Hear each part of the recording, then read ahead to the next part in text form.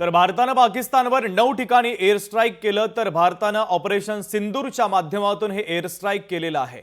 तर मध्यरात्री 1:30 वाजता भारतीय वायुदलाच्या वतीने एअर स्ट्राईक करण्यात आलं। तर भारतीय सेनेकडून पाकड्यांचे 9 दहशतवादी अड्डे उद्ध्वस्त करण्यात आलेले आहेत। जैश ए मोहम्मदच्या मुख्यालयावर देखील भारतानं हल्ला केला। जैश आणि लष्कराच्या ठिकाणांवर हल्ला करण्यात आला। तर दहशतवादी मसूद अझहरच्या मदरशांवर देखील हल्ला करण्यात आलेला आहे। भारताकडून सर्व मित्र देशांना पाकिस्तानातील हल्ल्याची माहिती दिली। तर America, Russia, England, Saudi Arabia आणि अरब देशांना हल्ल्याची माहिती देण्यात आली।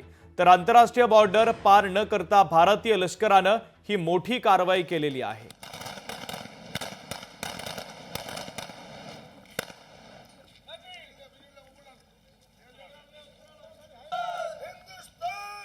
तर जैश ए मोहम्मदच्या मुख्यालयावर भारतानं हल्ला केला। मुझफ्फराबादमध्ये भारताचे 2 हवाई हल्ले झाले। बहावलपूरमध्ये भारतानं 3रा हवाई हल्ला केला। तर बहावलपूरमधील जैशच्या मुख्यालयावर देखील हल्ला करण्यात आलेला आहे।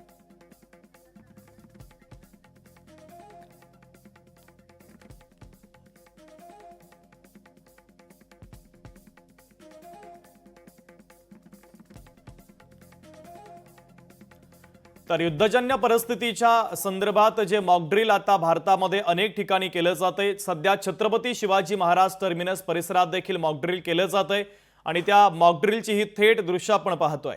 आपले प्रतिनिधी चेतन ननावरे आपल्याशी जोडले जात आहेत या मॉकड्रिलच्या संदर्भातले अधिकचे अपडेट देण्यासाठी। चेतन, सीएसएमटीच्या परिसरामध्ये मॉकड्रिल केलं जातंय, अधिकचे अपडेट नेमके काय आहे?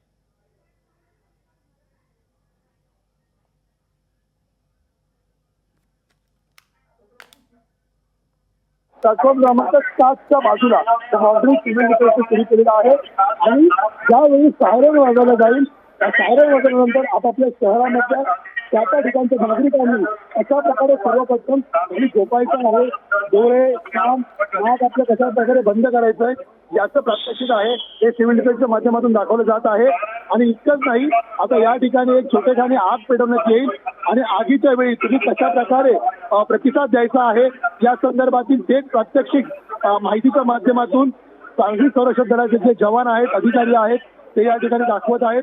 आपण पाहू शकतो की हा लाईव्ह देखावा आहे, आता सध्या सुरू आहे आणि देशभरामध्ये प्रत्येक राज्याला अशा प्रकारचे निर्देश आहेत ते केंद्र शासनाने दिलेले होते आणि त्यानंतर मुंबईमध्ये आता छत्रपती शिवाजी महाराज टर्मिनस या ठिकाणी या सायरन वाजवल्यानंतर कशा प्रकारे लोकांनी प्रतिसाद द्यायचा या संदर्भातील थेट प्रात्यक्षिकास सुरुवात झालेली आहे। रेल्वे प्रशासन असेल किंवा नागरी संरक्षण दल असेल त्यांच्या संयुक्त विद्यमाने हे प्रात्यक्षिक दाखवलं जात आहे। आता थोड्याच वेळामध्ये या ठिकाणी छोटेखानी आग पेटवण्यात येईल आणि आगीची घटना घडल्यानंतर जर तुमच्या शहरावरती अशा प्रकारचा कुठला हल्ला झाला असेल किंवा अशा प्रकारची आगीची घटना घडली असेल त्यावेळी नागरिकांनी प्रशासनाला कशा प्रकारे सहकार्य करायचं आहे याचाही देखावा आणि प्रात्यक्षिक आहे ते आता नागरिक संरक्षण दलाकडून दाखवण्यात येत आहे। जे नागरी संरक्षण दलाचे अधिकारी आहेत ते अधिकारी आता जवानांना एका पाठोपाठ एक आदेश देत आहेत आणि त्या प्रकारची प्रात्यक्षिक जवानांकडून दाखवण्यात येत आहे। विशेष करून हवाई हल्ला ज्यावेळी होतो, हवाई हल्ल्यानंतर अशा प्रकारे नागरिकांनी खबरदारी घ्यायची आहे, कुठल्या सुरक्षा उपाययोजना अवलंबायच्या आहेत या पद्धतीचं थेट प्रात्यक्षिक आहे ते या ठिकाणी दाखवतं। जितकंच नाही तर एखाद्या व्यक्तीला आगीने कचाड्यात घेतलं तर त्याचा बचाव कसा करायचा, त्याचा बचाव करताना स्वतःही कशा प्रकारे सुरक्षितता बाळगायची याबद्दलची माहिती ही प्रात्यक्षिकाच्या माध्यमातून सगळे दाखवत आहेत। हे बघा, एखाद्या व्यक्तीच्या डोक्याला जर दुखापत लागली असेल तर त्या व्यक्तीला कशा प्रकारे उचलायचं, एखाद्याच्या पोटावर मार लागला असेल तर त्याला कशा प्रकारे उचलायचं, इतकंच नाही तर तात्काळ घटनास्थळी प्रथमोपचार कशा प्रकारे द्यायचे ही सर्व माहिती आहे ती प्रात्यक्षिकाच्या माध्यमातून हे नागरी संरक्षण दल घेत आहे। निश्चितपणे काल रात्री झालेल्या पाकिस्तानच्या 101 नंतर आता सगळ्या नागरिकांचं लक्ष आहे ते पाकिस्तानकडून होणाऱ्या जवाबी हल्ल्यावरती आणि अशा प्रकारे जर हल्ला झाला तर अशी प्रकारची जर युद्धजन्य परिस्थिती उद्भवली तर नागरिकांनी आपापल्या शहरांमध्ये कशा प्रकारे खबरदारी घेता येईल याबद्दलचं प्रत्यक्ष आता हे बघा आपण प्रात्यक्षिक पाहत आहोत की 2 व्यक्ती एखाद्या अवजड व्यक्तीला सुद्धा अशा प्रकारे प्रथमोपचारासाठी जखमी व्यक्तीला घेऊन जाऊ शकतात। ही संपूर्ण प्रत्यक्ष आता या ठिकाणी दाखवलं जात आहे। शुभम, अगदी चेतन, रेल्वे पोलिसांच्या वतीनं खऱ्या अर्थानं हे प्रात्यक्षिक आता या ठिकाणी दाखवले जात आहेत। आजूबाजूचे काही रेल्वे प्रवासी देखील आपल्याला पाहायला मिळत आहेत। ते देखील हे संपूर्ण प्रात्यक्षिक बघतायत। कोणत्या कोणत्या बाबींचा यामध्ये समावेश आहे की जसं तू आता सांगितलं की अचानक जर जखमी झालं तर कशा पद्धतीनं त्याला सुरक्षित ठिकाणी पोहोचवा, आणखीन कोणत्या गोष्टींचा यामध्ये समावेश आहे? सर्वप्रथम जी खबरदारी घ्यावी लागते ज्याबद्दल नागरी संरक्षण दल सांगत आहे की ज्यावेळी अशा प्रकारची युद्धजन्य परिस्थिती निर्माण होते, एखादा एअर स्ट्राईक होऊ शकतो, त्यावेळी घटना घडल्यानंतर तुम्हाला प्रत्येक ठिकाणी जे वैद्यकीय मदत आहे ती मिळणं कठीण असतं। कारण नागरिकांची संख्या पाहिली, आपल्यातली लोकसंख्या पाहिली तर तितक्याशा प्रमाणात वैद्यकीय सेवा आपल्याकडे नाही आहेत। त्यामुळे सर्वसामान्य नागरिकांनाच आता एकंदरीत अशा प्रकारे वैद्यकीय सेवा कशा प्रकारे ते पुरवता येऊ शकते किंवा पोलीस असतील, अग्निशमन दल असेल, यांची संख्या पाहिली तर हे काम सुद्धा सर्वसामान्य नागरिकांना युद्धजन्य परिस्थितीत करावं लागतं। त्यामुळे एखाद्या रुग्णाला म्हणजे एखाद्या जखमीला जर अशा प्रकारच्या परिस्थितीमध्ये गंभीर इजा झाली तर त्याला तात्काळ तुम्ही कशा प्रकारे विदाऊट स्ट्रेचर म्हणजे स्ट्रेचर नसतानाही केवळ 2 व्यक्ती हाताचा वापर करून कशा प्रकारे त्याचं वजन बॅलन्स करून त्याला घेऊन जाऊ शकतात हे दाखवण्यात येत आहे। दुसरी गोष्ट, आता आपण याच ठिकाणी ज्या शेकोटीसाठी लाकडं पेटवलेली आहेत ती यासाठी आहेत की जेणेकरून आग जर लागली एखाद्या ठिकाणी, छोट्या ठिकाणी आग लागली जाईल तर आग विझवण्याचे पाण्याशिवाय इतर कुठले मार्ग आहेत तेही माहिती दिली जाईल।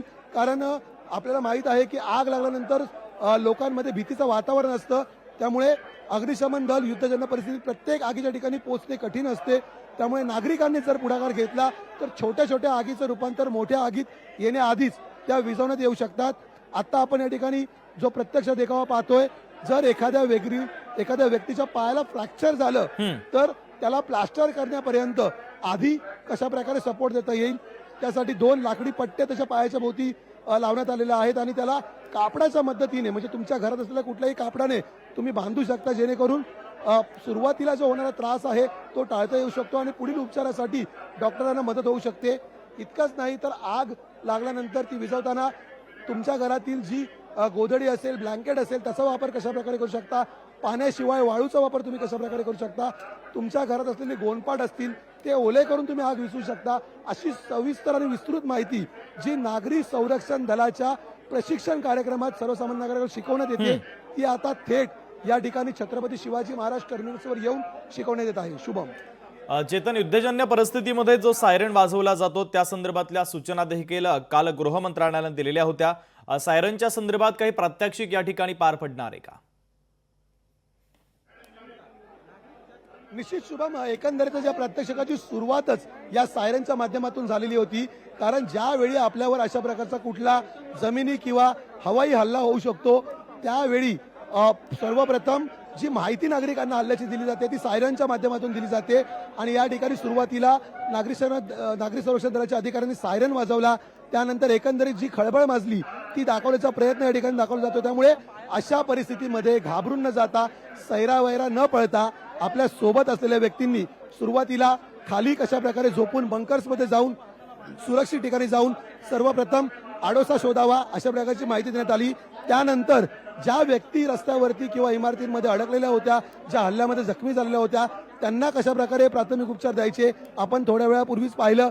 एका पायाला जर फ्रॅक्चर झाला असेल तर त्या व्यक्तीला तुम्ही कशा प्रकारे प्रथम उपचार करायचे, त्याच्या पायाला लाकडी पट्टी बांधून त्याला कशा प्रकारे तुम्ही हॉस्पिटलमध्ये स्थलांतर करू शकता। दुसरीकडे जर एखाद्या व्यक्तीच्या डोक्याला दुखापत झाली तर जो गोल्डन अवर आपण बोलतो म्हणजे सुरुवातीचा अपघात झाल्यानंतर अशा प्रकारच्या हल्ल्यामध्ये जखमी झाल्यानंतर पहिल्या तासामध्ये जो रक्तस्राव होतो त्यामध्ये अनेक लोकांना जीव गमवावा लागतो आणि युद्धजन्य परिस्थितीमध्ये ही जीवितहानी टाळण्यासाठी सर्वसामान्य नागरिकांनी अशा प्रकारे हे प्रथम उपचार दिले तर निश्चितपणे पुढील उपचारासाठी डॉक्टरांना मदत होऊ शकते आणि मोठ्या प्रमाणात होणारी जीवितहानी आहे ती टाळता येऊ शकते।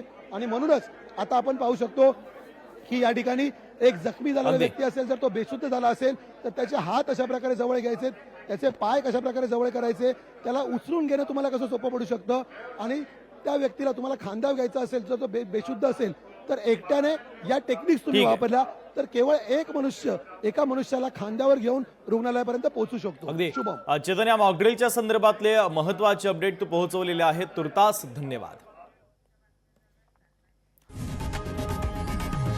लोकशाही मराठी ऐका, पहा, जागरूक रहा.